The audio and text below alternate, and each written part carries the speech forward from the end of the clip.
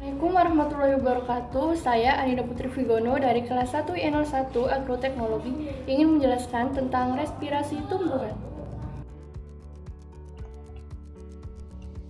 Tanaman juga mendapat energi melalui proses respirasi.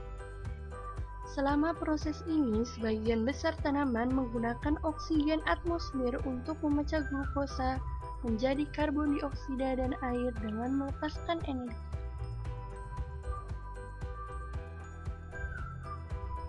Pada tanaman tingkat tinggi, oksigen dan karbon dioksida bergerak masuk dan keluar dari akar dan batang melalui lapisan luar sel.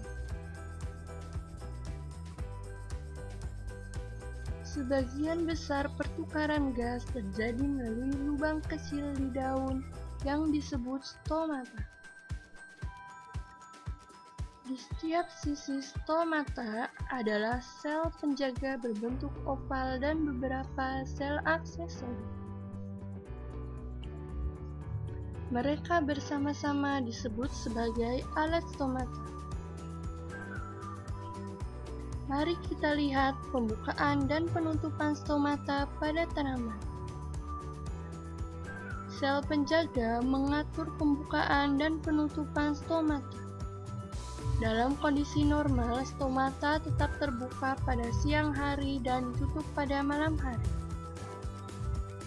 Ketika sel-sel pelindung dipenuhi air, mereka mengembang dan membuncit untuk membuka stomata.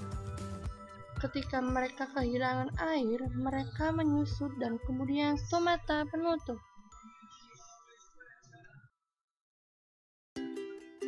Oksigen masuk ke dalam setiap sel tumbuhan dengan difusi melalui jalan ruang sel sitoplasma dan membran antarsel. Lalu CO2 yang dihasilkan berdifusi keluar sel dan masuk ke dalam ruang antarsel. Setelah mengambil O2 dari udara, kemudian digunakan dalam respirasi dengan beberapa tahap, antara lain glikolisis, dekarboksilasi oksidatif, siklus asam sitrat, dan transport elektron.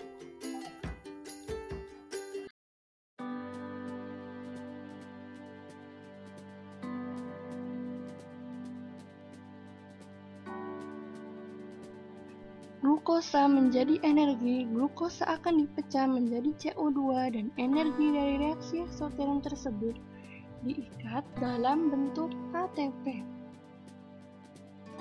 Proses pembentukan energi dimulai saat glukosa masuk pada sitosol sel.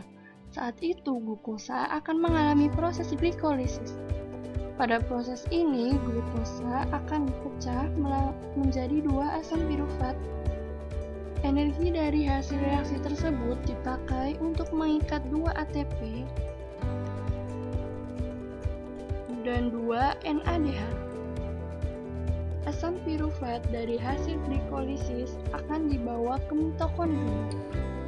Saat asam pirufat sampai ke matriks mitokondria, asam pirufat akan mengalami proses dekarboksilasi oksidatif. Pada proses ini, asam pirufat akan bereaksi dengan koenzim A dan menghasilkan asetil-CoA dan CO2 sebagai zat sisa dari reaksi ini. Juga menghasilkan satu NADH, kemudian asetil-CoA akan masuk ke dalam siklus Krebs. Asetil-CoA yang masuk akan menghasilkan satu ATP, satu FADH2, dan 3 NADH. Siklus Krebs ini juga menghasilkan CO2 sebagai zat sisa. Proses yang terakhir adalah transport elektron. Pada proses ini, NADH dan FADH2 akan dikumpulkan dalam membran mitokondria. Kemudian NADH dan FADH2 akan memberikan transport elektron kepada protein transport yang berbeda. Elektron tersebut akan berjalan melintasi protein transport sambil mengubah H+ ke celah antar membran mitokondria. Kemudian elektron akan ditangkap oleh oksigen sehingga dapat diikat oleh H+ membentuk H2O. Hasilnya konsentrasi H+ pada celah antar membran akan lebih tinggi daripada konsentrasi H+ pada matriks mitokondria. Dari konsentrasi itu akan membuat H+ dari matriks mitokondria melewati protein ATP sintase. energi dari pergerakan H+ melalui protein ATP sintase akan digunakan untuk mengikat ATP.